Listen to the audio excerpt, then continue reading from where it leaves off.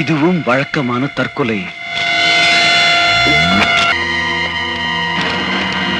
ஆத்திரப்பட்டு துப்பாக்கி எடுக்கிறதுல எந்த அர்த்தமும் இல்லை.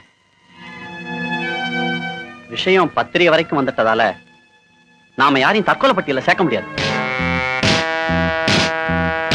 பணத்தையும் வாங்கிக்கிட்டு பத்திரத்தையும் திருடிட்டு போயிட்டாங்கன்னு போலீஸ்ல போர் கொடுப்போம்.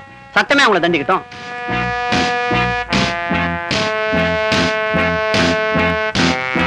போலீஸ்ல உடனே புகார் கொடு.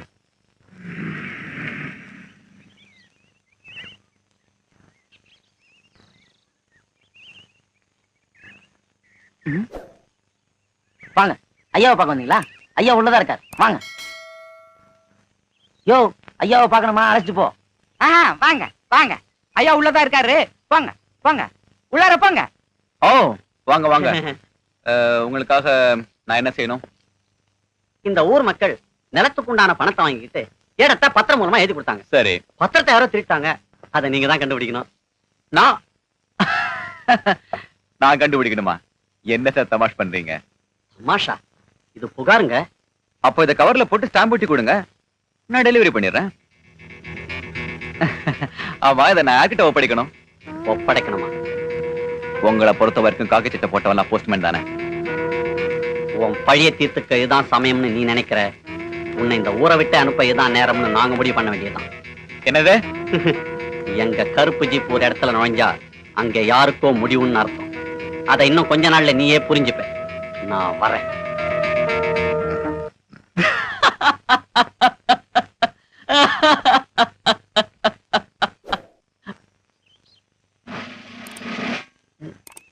என் ஜீப்பு இதேதான். இதுவா?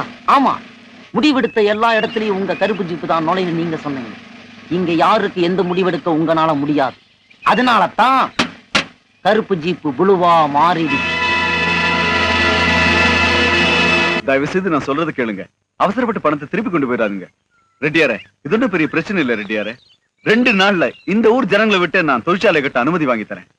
செமிச்சண்டி, பிரச்சனை உன்ன இடத்துல நாங்க வியாபாரம் செய்யலேதோ. எல்லாத்தையும் நல்லபடியா முடிச்சுட்டு வாங்க. நாங்க இதே டப்போடு வஸ்தானு.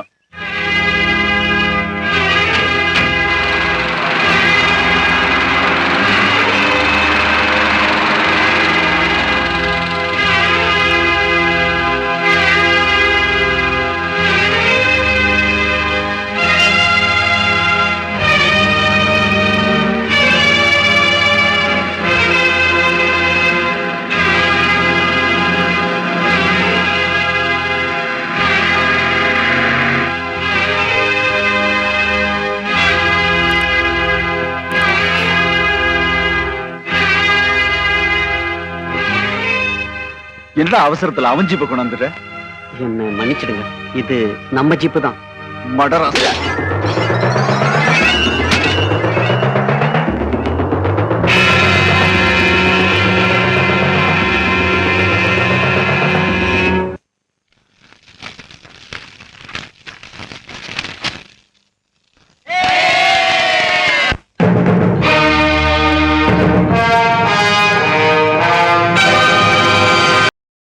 இன்னும் பல வீடியோக்களை காண சன் லைஃப் சேனலை சப்ஸ்கிரைப் பண்ணுங்க.